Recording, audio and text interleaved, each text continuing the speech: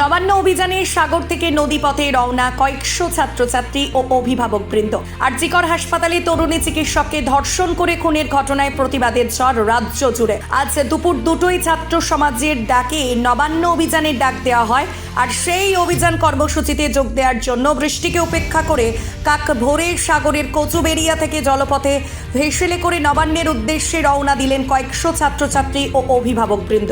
আরজিকর কাণ্ডে এখনো পর্যন্ত দোষীদের ধরতে পারেননি মুখ্যমন্ত্রী নিজেই হচ্ছেন মুখ্যমন্ত্রী, পুলিশ মন্ত্রী এবং স্বাস্থ্যমন্ত্রী।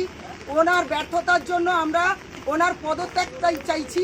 আজকে ছাত্র সমাজ ডাক দিয়েছে, ছাত্র সমাজ শুধু একাই নয়, একজন ডাক দিয়েছে, কিন্তু আমরা অভিভাবক বৃন্দ, আমরা সমস্ত বাংলাবাসী আমরা চাইছি মুখ্যমন্ত্রীর পদত্যাগ।